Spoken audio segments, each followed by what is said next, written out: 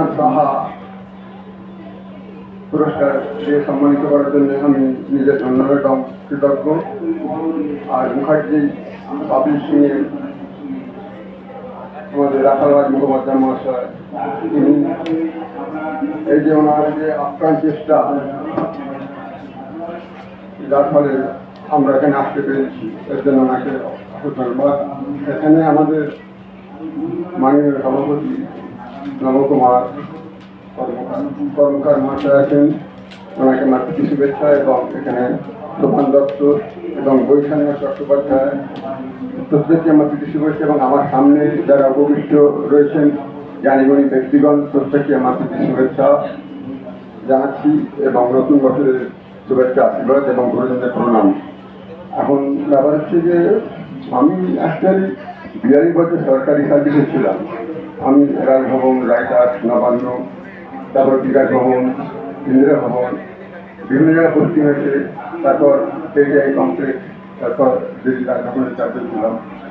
সরকারি পরিষেবা প্রায় 42 বছর ধরে করেছি। কোথায় ডাইরেক্টর, কোথায় ডেপুটি সেক্রেটারি, আমি সেক্রেটারি পোস্ট হোল্ড করি। তার সঙ্গে একটু লেখালেখি করি, সাহিত্য চর্চা করি। আমার এই মহাপুরুষ প্রসঙ্গে একটা বই লিখেছিলাম, সেটা এবারে মাইক্রোফিল্ম, ইন্টারন্যাশনাল মাইক্রোফিল্ম ফেস্টিভ্যাল, ওটা সেরা পুরস্কার পেয়েছে। তাতে বিবেকানন্দ, রামকৃষ্ণ এবং মা সারদা দেবী এবং আরও যারা মানে মহাপুরুষ বা মহিয়াসী নারী আছেন তাদের নিয়ে লেখা। এবং এখানে আজকাল মুখার্জি পাবলিশিং এর তরফ থেকে 3টে বই প্রকাশ হলো। আর মহাকাশ তত্ত্ব নিজে লিখেছি, ওটা তো খুবই সাংঘাতিক ব্যাপার, বিজ্ঞানের ব্যাপার। মানে যেটা বলা যায়, আমরা যে ধ্যান শূন্য মহর্নিশম বলি, শূন্য ধ্যান, শূন্য জ্ঞান, শূন্য প্রেম। শূন্য থেকে আমাদের সব উদয়, আবার শূন্যতেই সব বিলয় হয়ে যায়। আমরা যখন মারা যাচ্ছি, আমাদের দেহ আমরা তো পুড়ে যাওয়া বা যাই হোক বিভিন্ন সম্প্রদায় বিভিন্ন রকমভাবে কোথায় খবর দেওয়া, এই যে তৃতীয় অর্থের মৌলিক বোম, এগুলো মিশে যাচ্ছে, সঙ্গে মিশে যাচ্ছে। কিন্তু আমাদের আত্মা অমর, সেই আত্মা অবিনষ্ট। আত্মা শুভগতি যা হয়, তার জন্য আমাদের নাম গান করতে হয়। এটাই সুন্দর দিকে ধ্বনি করে যাচ্ছে এই এক শূন্য মহানিশম, সেটা অঙ্কার ধ্বনি। এটা একটা বাচ্চা যখন সে কাঁদে, সে মা করে কাঁদে। আবার যখন মানুষ মারা যায়, আমরা হয়তো গান করবো, সবই করবো, কিন্তু তখন সে ওম করে একটা ধ্বনি তার মধ্যে সৃষ্টি হয়। যার ফলে এই ওঙ্কার ধ্বনির মধ্যে একটা আনন্দ পাওয়া যায়।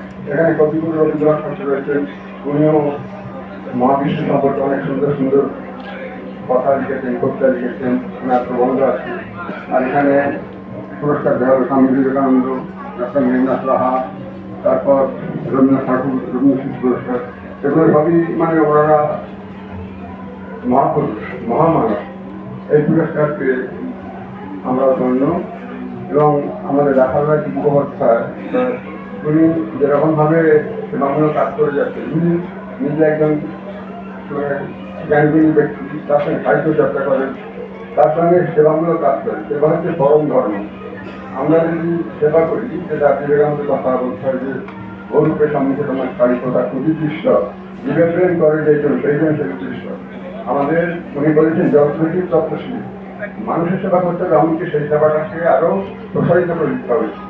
মানে জীবের মধ্যে যে ভগবান আছে, নররূপী নারায়ণ, সেই ভাব নিয়ে আমরা সেবা করতে হবে। তাহলে আমাদের মন শুদ্ধ হবে, পবিত্র হবে এবং ঈশ্বরের আশীর্বাদ আমাদের উপর সততারায় বসিত হবে। এবং যারা সেবামূলক কাজ করছে তাদের উপর ঈশ্বরের আশীর্বাদ সততারায় বসিত হবে। এই কথা বলে প্রত্যেকে মানে মঙ্গল কামনা করে ঈশ্বরের কাছে প্রার্থনা করে সকলে ভালো থাকুন, এই কথা বলে আমার বক্তব্য শেষ করলাম। নমস্কার।